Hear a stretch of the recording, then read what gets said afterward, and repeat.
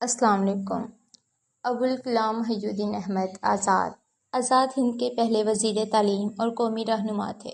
مولانا ابوالکلام آزاد کا اصل نام محی الدین احمد تھا۔ ان کے والد بزرگوار محمد خیر الدین انہیں فیروز بخت کہہ کر پکارا کرتے تھے۔ مولانا 1888 میں مکہ معظمہ میں پیدا ہوئے۔ والدہ کا تعلق مدینہ سے تھا۔ سلسلہ نسب شیخ جمال الدین افغانی سے ملتا ہے، جو اکبر اعظم کے عہد میں ہندوستان آئے اور یہیں مستقل سکونت اختیار کر لی۔ 1857 کی جنگ آزادی میں آزاد کے والد کو ہندوستان سے ہجرت کرنی پڑی۔ کئی سال عرب میں رہے۔ مولانا کا بچپن مکہ معظمہ اور مدینہ میں گزرا۔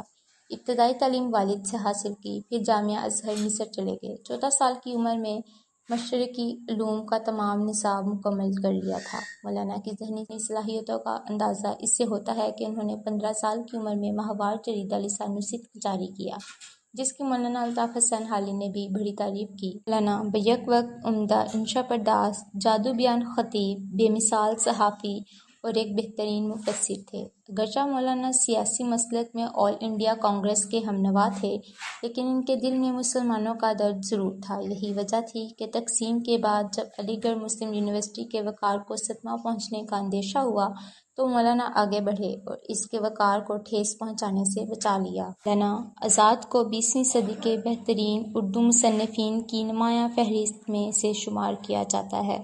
مولانا آزاد نے کئی کتابیں لکھیں، جن میں غبار خاطر، انڈیا وانٹس فریڈم، تزکیہ، ترجمہ قرآن سر فہرست ہیں۔ غبار خاطر مولانا آزاد کے خطوط کا مجموعہ ہے۔ یہ تمام خطوط نواب صدر یا جنگ مولانا حبیب الرحمن خان شوانی، رئیس بھیکم پور، ضلع علی گڑھ کے نام لکھے گئے۔ یہ خطوط قلعہ احمد نگر میں 1942 تا 1945 عیسوی کے درمیان میں زمانہ اسیری میں لکھے گئے۔ مولانا کی زندگی کا ایک بڑا حصہ قید و بند میں گزرا، مگر اس بار قلعہ احمد نگر کی اسیری ہر بار سے سخت تھی، کیونکہ اس بار نہ کسی سے ملاقات کی اجازت تھی اور نہ کسی سے خط و کتابت کرنے کی۔ اس لیے مولانا نے دل کا غبار نکالنے کا ایک راستہ ڈھونڈ نکالا اور خطوط لکھ کر اپنے پاس محفوظ کرنا شروع کر دیے۔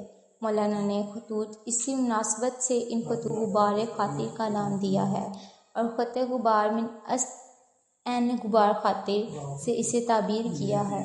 ایک خط میں شوانی صاحب کو مخاطب کر کے فرماتے ہیں: جانتا ہوں کہ میری سزائیں آپ تک نہیں پہنچ سکیں گی، تاہم طب نالہ سنج کو کیا کروں کہ فریاد و شیون کے بغیر رہ نہیں سکتی۔ آپ سن رہے ہوں یا نہ رہے ہوں، میری ذوق مخاطبت لیے یہ خیال بس کرتا ہے کہ روئے سخن آپ کی طرف ہے۔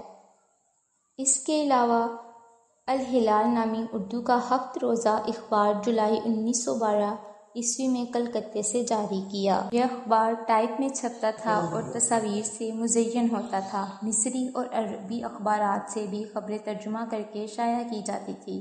مذہب، سیاسیات، معاشیات، نفسیات، جغرافیہ، تاریخ، ادب اور حالات حاضرہ پر معیاری مضامین اور فیچر چھپتے تھے۔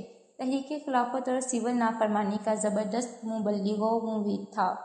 الہلال پریس سے 2000 روپے کی ضمانت طلب کر لی۔ اس کے بعد 18 نومبر 1914 کو مزید 10,000 روپے کی ضمانت طلب کر لی گئی، جو جمع نہ کرائی جا سکی اور اخبار بند ہو گیا۔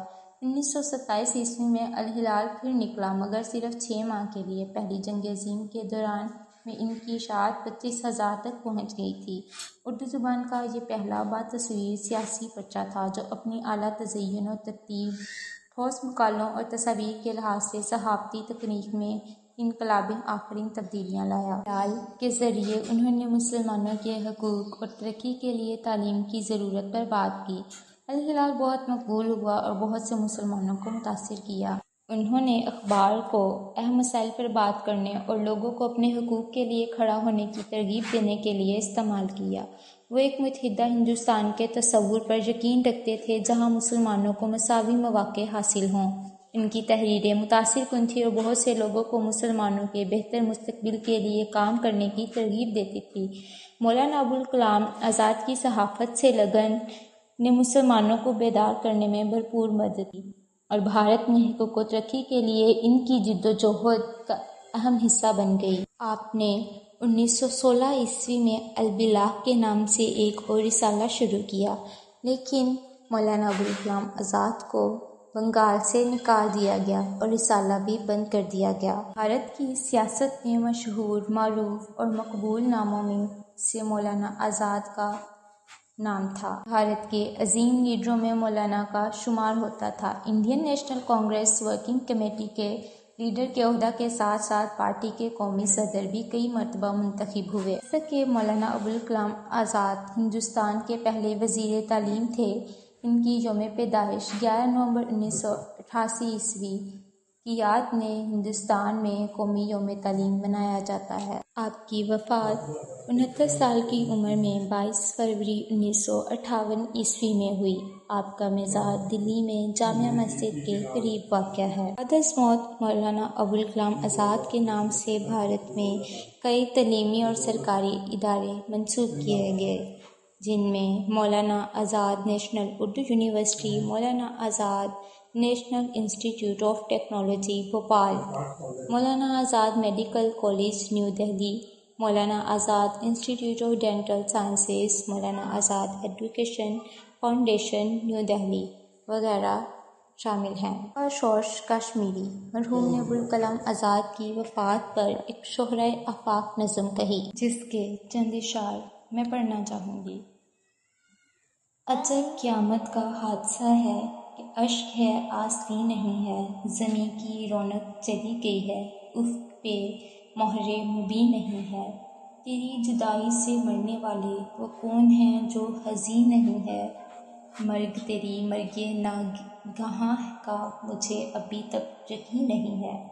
اگرچہ حالات کا سفینہ اسیر گرداب ہو چکا ہے، اگرچہ منجھدار کے تھپڑ سے قافلہ ہوش کھو چکا ہے، اگرچہ قدرت کا ایک شاہکار آخری نیند سو چکا ہے، مگر تیری مرگ ناگہاں کا مجھے ابھی تک یقین نہیں ہے۔ کئی دماغوں کا ایک انسان میں سوچتا ہوں کہاں گیا ہے، قلم کی عظمت اجڑ گئی ہے، زباں کا زور بیاں کہاں گیا ہے۔